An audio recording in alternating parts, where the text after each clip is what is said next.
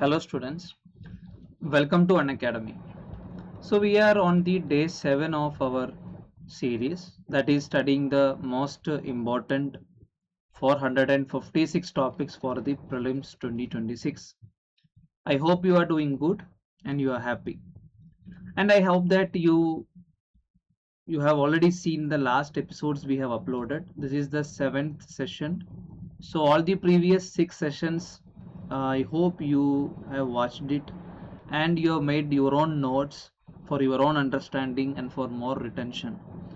And you are also following our YouTube channel, Unacademy UPSC Decode, to know some further tricks and methodologies to attend the prelims examination in a better way than the last year you were giving up.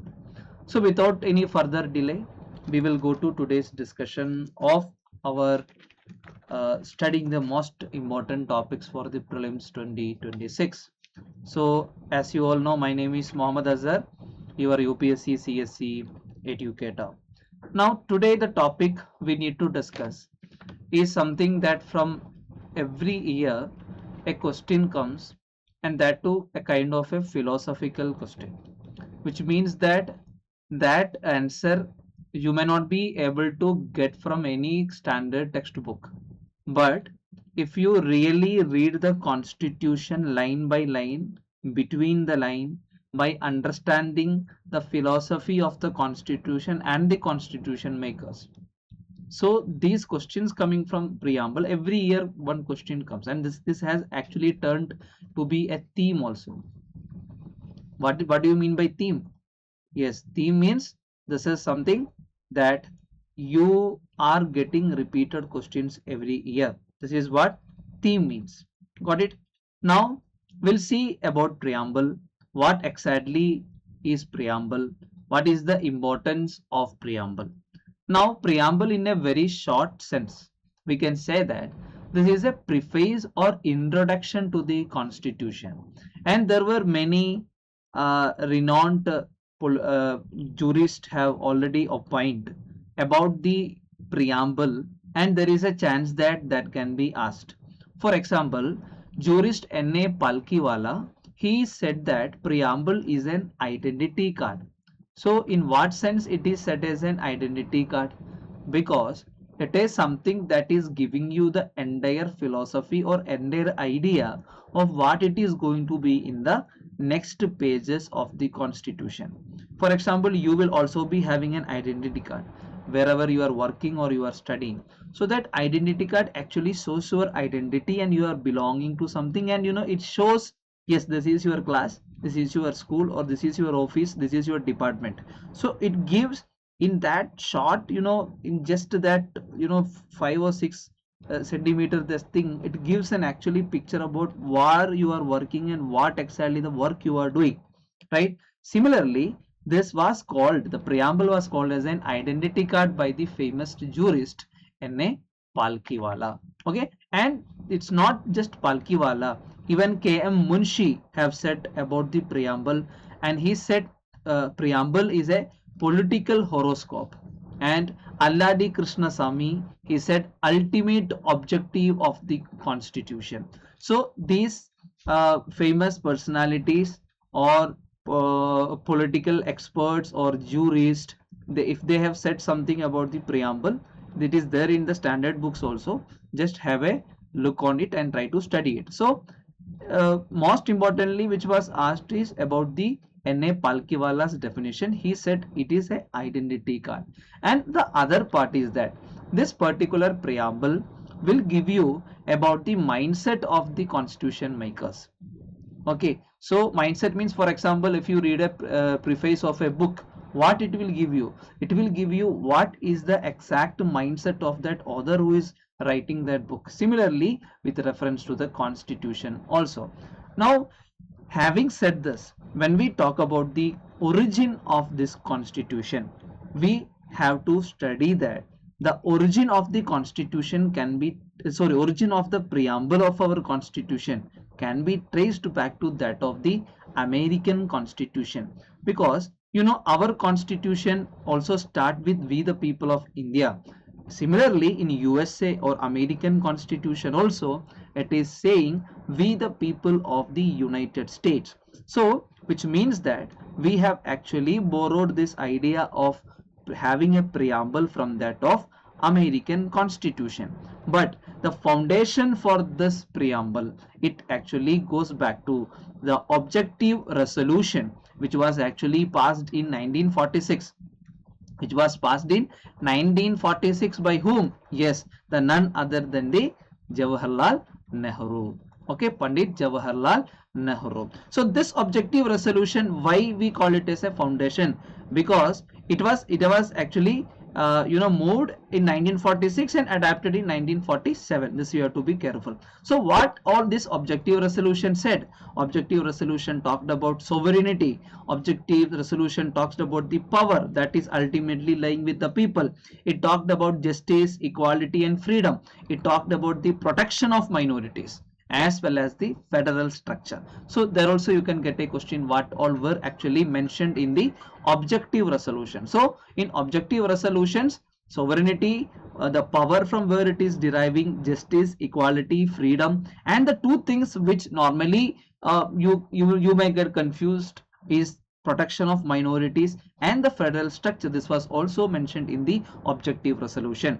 Now this 42nd amendment is very important with reference to the preamble of the constitution, and 42nd amendment was brought in 1976, which is also known as the mini constitution.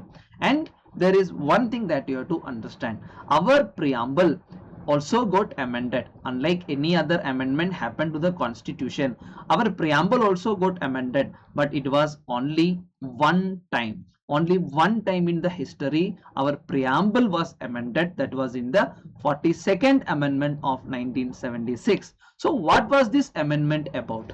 This amendment brought three new terms to the preamble. One is socialist, other one is secular, and the third one is integrity. Okay, so this was the only amendment that happened to the preamble, that is in the 42nd amendment of the 1976. Okay, so if you observe, earlier in the preamble, now you can see unity and integrity. So earlier this integrity was not there. Okay, this integrity was not there, only unity was there. Now we have added the integrity also in the only one and only constitution amendment that happened to the preamble, that was in the 42nd amendment of the 1976. Now the source of the authority from where actually the authority is derived, it is not coming from any British, the supremacy or the British elite or any monarch. It is actually coming from the people itself, from the citizen itself. That is why we are telling we the people of India. This shows that the authority lies with the citizens of our country. Now, what about the nature of our Indian state? Our nature of our Indian state says that we are a sovereign, we are a socialistic, we are secular, we are democratic, and we are a republic. So this republic is having higher relevance, because when you will call a particular area as a republic, because the head of that country will be elected. Okay, so we have president who is elected. So those kind of political system we call it as a republic. Okay, and the objective of constitution, also our preamble, is to ensure that there is justice, liberty, equality and fraternity. Okay, now the date of adoption 1949 November 26. These are the basics which you have to know. Okay, now having said this, now we'll go to the decoding of the terminologies which have been mentioned in the preamble. The first and important thing is sovereign. So India is an independent entity. So independence doesn't just, it's not just that we have got freedoms from someone. It is having a broader meaning. The broader meaning is that we are not a dependency or we are not a dominion of any other nation. right? So between 1947 to 1950 we were called as dominion because we were under the crown. Once after 1950, once we got the preamble, so once we got the constitution, then we have become a republic. So sovereignty means we can decide, we can have a stand in our own affairs, whether it is internal or external. We have the power, we have the right to conduct our own affairs. This privilege, this right, this power to decide on our own affairs without anyone's intervention is what you call it as sovereign. What you call it as sovereign. Now the second one, that is the socialist terminology. As I already told you, it got into the preamble in the 42nd amendment of 1976. Now here we are following the democratic socialism rather than that of the communistic socialism. We are not following it, and we are following a economy where we are having a mixed economy system. When we talk about the philosophy, we are actually blending. Once UPSC asked about the Marx and Gandhi in a prelims question, so this was the reason for it, because when we are talking about the socialism, we are actually talking about the Marxist and Gandhism blend socialism. Okay, so this was actually put forwarded in a case which was DS Vankara versus Union of India case. So this was basically related to the pension, in which some category of people, all the workers were excluded from the pensionary system. So the Supreme Court had observed that, see, we are a socialistic country, you can't deprive some person from the decency of living and having a standard of living. We are not a capitalist country to go with the industrialist or go with the employers. We are a socialist country. So in that case, this case was very relevant because the scope of the socialism was actually expanded by the Supreme Court of India. Now about the secular. So secular also, I have told you, secular was also added in the 42nd amendment, right? It was added in the 42nd amendment in 1976. So here there is a difference. There is a difference between the secularism of our country, that with of the West. In Western secularism, see, there is a total the divorce, we can say, which means it is completely separated. The state and the religion is completely separated. This is a kind of a negative secularism, whereas we have positive secularism. India, we are following positive secularism. So positive secularism ka matlab, we are giving equal respect and protection to all religion, equal respect. We are respecting Hindu, we are respecting Muslims, we are respecting Christians with with equal dignity and equal respect. Now we are not a anti-religious country like atheist, or we are not a country like Iran where theocratism is followed. So we are a secular country and we are following positive secularism. This is important. We are following positive secularism. Now coming to the word democratic. So democratic ultimate meaning that the supreme power is with the people. It rests with the people. Now democracy can be two types. One is direct democracy and indirect democracy. So direct democracy, people directly exercise the power. For example, there is some referendum has been conducted, because based on that referendum decisions are made, policies are made. Whereas indirect democracy is also known as representative democracy, where there are some people elected by you and they will be representing on behalf of you, which we see it in India. For example, the parliament or the state legislative assembly, we elect some MPs and MLAs, they go there and they represent. This is what we call it as indirect. Okay, now the next thing is republic. I have already told you this word republic. See, be very careful here. See, in a very primary phase or in a primary note, when you call a country republic, the prime condition is that the head of that country should be elected.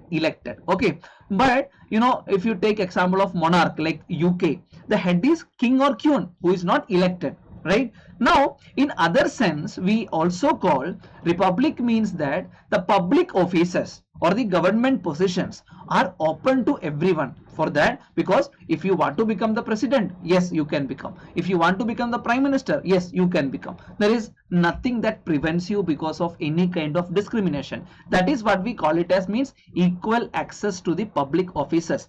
Actually this is also one feature of the republic, but this is not a major feature of it. The major feature is that the head will be elected. But you know how this is actually linked to republic? In Latin, res publica, which means public affairs. Okay, from there only republic word have come. That is why we are actually taking this public office concept also into the republic dimension. Got it? Now, what are the objectives of our Indian state, which is also being told in the preamble of the constitution? So, the first and most important objective is that of justice. So, justice means social justice, economic justice, and political justice. This idea of justice we actually inspired from that of the Russian Revolution in 1917. So in Russian Revolution, what happened? They were trying to end the economic exploitation. They were trying to reduce the wealth inequalities. They were trying to reduce the equality and inequality in the distribution of the resources. This was what which motivated us to have the justice concept in the constitution and the preamble. Now social justice is there, economic justice, political justice. Social justice, you are treating everyone without any distinction, where economic justice means the resources are accessible to you. Resources are accessible to you. You don't want to pay anything extra for something which is made free for everyone, or which is which is open, which is a public good. This is what economic justice. There is less inequality existing in the wealth and income. Now coming to political justice, you have two things.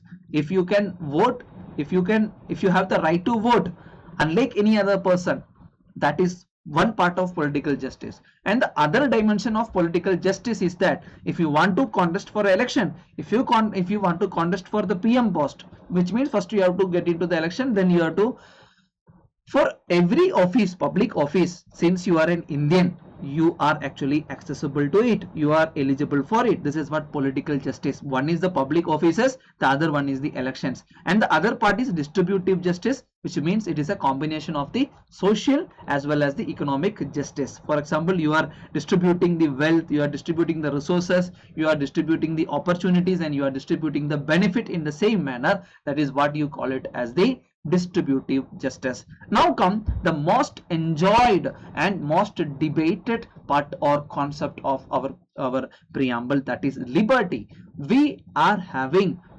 blessed with five types or five dimensions of liberty: thought, expression, belief, faith, and worship. Even though you may feel all these five words may look very similar, but there are differences. Okay, I will tell you what are those. So the key word with reference to liberty is that there are no restraints for it. That is the key word here. If an individual, if you want to do something which will actually make your potential high, which will make you happy, which doesn't mean that you are attacking someone, that we will talk, because it is conditional, it is qualified, which means that it should be within the constitutional limit, it should be within the law and order of the society. So liberty means there are no unnecessary restrictions and restraints. Now let's see each and every one.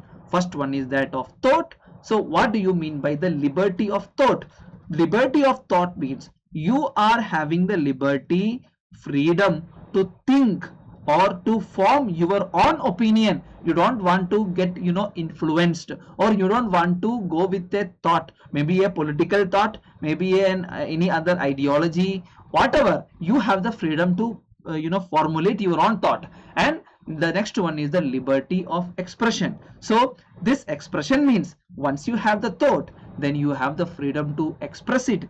That is given in the fundamental right under the article 19(1)(a). You can write freely. Once you have the thought, you can express it to the newspaper, you can write freely, you can make movies. For example, in these days This is he is being in the discussion. That is the Kerala story part 2 and all in the discussion. So you have the liberty of expression. Now comes liberty of belief. So here don't get confused that belief is not just about religion. Belief is above religion also. For example, you can believe in any kind of any belief. For example, I am believing, some people will believe in karma, right? Some people will not believe in karma. If he is believing karma, as per the constitution, he has the right to have the belief in it. If someone is not believing in it, that itself is a belief. So he has that right to have that belief and uphold that belief. This is what the belief concept means. Next come the faith. Faith is actually really related to religion, okay, for Buddhism, Islam. So this is something internal conviction about the religion. That is what we call it as the faith, right? Because that is something that actually may not be seen outside, but you have that faith. Well, if someone is trying to demolish or trying to demoralize your faith, you can be protected under the constitution. And then comes the worship. Worship means, yes, you are following a religion, so you have the right to do your worship, mode of worship, going to temple, constructing temple, going to church. This is what the liberty means, okay? And I have told you the best meaning is that absence from the restraints, but it is not absolute. It is always qualified. Be very clear, the liberty in our constitution is never absolute, which means that whatever you want to do, telling that it is something that is restraining my freedom, it is not possible. It is not absolute, but it is always qualified. So qualified meaning, yes, you are having that right, but there will be some limitations based on the constitution. Now comes equality. So equality means what? Equality, yes, there are no special privileges. There are no special privileges to anyone. Same opportunity or educate opportunities are given to everyone. So equality, we have three dimensions: civic equality, political equality, and economic equality. All these three things are ensured in our constitution. For example, civic equality we are ensuring through the fundamental right from article 14 to 18, whereas political equality we are making sure that people are having political equality by giving right to vote based on the universal adult franchise. Then we have economic equality, where directive principles of state policy come to the picture. Article 39 says that equal pay for equal work. So equality, civic equality, political equality, and economic equality are being given by the constitution, which is also being mentioned and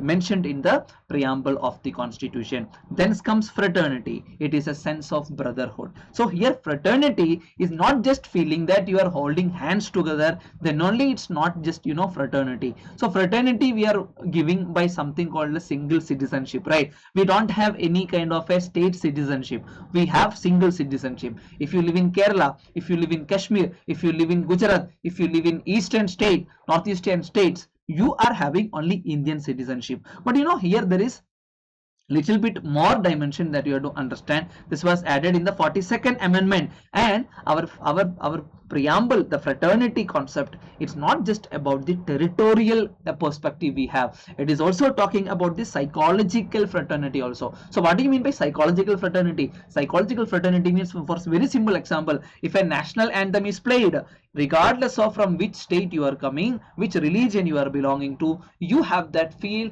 to get up, stand up in attention or with respect. So this is what psychology. If you see some national identity, if you hear about some national leaders, you respect it without any kind of territorial distinction. This is what psychological fraternity means. Okay, so dear students, today we are winding up with this particular concept, and tomorrow we will be proceeding with the other dimensions of the preamble. I hope everything is clear. You got it, the logic behind everything, and many prelims perspective also. We'll be meeting in the next class. Thank you, have a nice day, and let's crack it.